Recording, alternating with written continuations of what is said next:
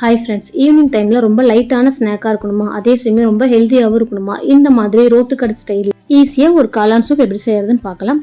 காளான் சூப் பண்ணுறதுக்கு ஒரு கடாயில் 3 டேபிள் ஸ்பூன் அளவுக்கு எண்ணெய் சேர்த்துட்டு நல்லா பொடி பொடியாக கட் பண்ணால் பாதி பெரிய வெங்காயம் சேர்த்துட்டு நல்லா வதக்கிக்கலாம்.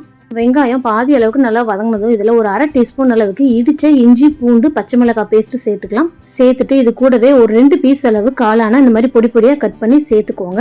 இந்த அளவுக்கு நல்லா எண்ணெய் பிரிஞ்சு வர வரைக்கும் நல்லா வதக்கி விட்டதுக்கு அப்புறமா இதில் 1/2 டீஸ்பூன் அளவுக்கு மல்லித்தூள், 1/2 டீஸ்பூன் அளவுக்கு சிக்கன் மசாலா, 1/4 டீஸ்பூன் அளவுக்கு மிளகாத்தூள், 1/4 டீஸ்பூன் அளவுக்கு உப்பு சேர்த்துட்டு நல்லா இந்த அளவுக்கு மிக்ஸ் பண்ணி விட்டுருங்க. மசாலாவோட பச்சை வாசனை போனதும் இதில் ஒரு 1 லிட்டர் அளவுக்கு தண்ணி சேர்த்துக்கலாம். உங்களுக்கு எந்த அளவுக்கு சூப் வேணுமோ அந்த அளவுக்கு தண்ணி சேர்த்துக்கோங்க. நம்ம இதில் கடைசியாக கார்ன்ஃப்ளவரும் சேர்க்க போகிறோம்.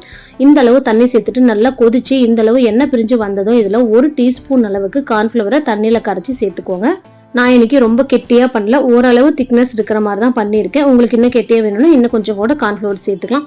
இப்போ இதில் பொடி பொடியாக கட் பண்ண கொத்தமல்லி புதினாவை சேர்த்துட்டு நல்லா கலந்து விட்டுட்டு ஒரு 5 நிமிஷம் லோ ஃப்ளேம்லேயே வச்சு நல்லா கொதிக்க விட்டீங்க அப்படின்னா சூடாக குடிக்கிறதுக்கு அவ்வளோ சூப்பராக இருக்கும். ரொம்ப ஈஸி, டக்குன்னு ஒரு 5 நிமிஷத்துலேயே செஞ்சு முடிச்சிடலாம். இந்த மாதிரி மேலே கொஞ்சமாக கார்ன் தூவி சாப்பிட்டு பாருங்கள், சூப்பராக இருக்கும். இந்த ரெசிபியை ட்ரை பண்ணிவிட்டு கமெண்ட்ஸில் எப்படி வந்துச்சுன்னு சொல்லுங்கள். நம்ம சேனல் லைக் பண்ணி சப்ஸ்கிரைப் பண்ணி ஷேர் பண்ணுங்கள். பாய்.